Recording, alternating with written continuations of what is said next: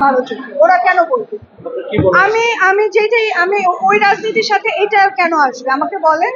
এটা আমি মানছি না, এটা আমি একদমই মানছি না। কারণ হচ্ছে আমাদের অভিনয় শিল্পীর সঙ্গে জায়গাটা আলাদা, রাজনীতির জায়গা আলাদা ভাই। এখানে তো শুধু আমরা যারা অভিনয় করি, বাইরের লোক তো নিশ্চয়ই আসবে না এখানে।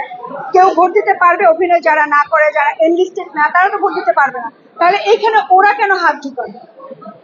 ভালোভাবে দেখছি না। ধরেন আমি একটা দল করতেই পারি, ধরেন আমি লিগ করছি, আমি লিগের সাথে জড়িত ছিলাম, তার মানে কি আমি দোষী? প্রত্যাশার জায়গাটা পুরোপুরি থাকবে, যা কাজ দরকার যতটুকু দরকার পুরোপুরি চাই।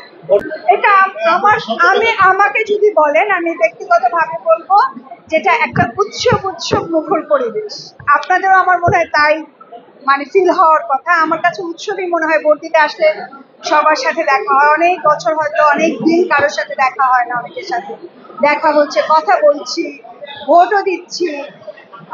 অন্যরকম একটা বিনোদন থাকতে হবে, না হলে ভোট কেন, না হলে অভিনয় শিল্পী সংঘ কেন, কিংবা প্রত্যেকটা এখন ধরেন ডিরেক্টর গিল্ডস বলেন, প্রডিউসার গিল্ডস বলেন, অভিনয় শিল্পী সংঘ বলেন, প্রত্যেকটাই তো আপনার কেন এটা তৈরি করা হয়েছে? একটা নিয়মের মধ্যে থাকার জন্য।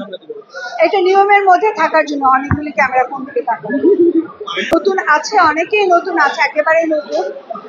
অবশ্যই ওদের কাছ থেকে আশা করবো, যেহেতু ওরা ভোটে দাঁড়িয়েছে, ওরা যতটুকু কাজ দরকার ওটা করবে। নতুনদের তারুণ্যের উদ্দীপনা তো সারা জীবনই ছোটবেলা থেকে পড়ে আসছি, দেখছি। নতুনদেরও আসা উচিত, পুরানোর সাথে সাথে নতুনদেরও দরকার। এটা অন্যায়, এটা অন্যায়। এটা আমি একেবারে এত না। আমি বিএনপির সাপোর্টার, তার মানে কি আমি দোষী? আমি কোন অন্যায় কাজটা করেছি সেটা দেখেন, তাহলে আমি দোষী। কি এই অভিনয় শিল্পীর সঙ্গে পারবে না? এটা তো ওরা দিবে কেন? এটা দিলে আমরা মানবো কেন?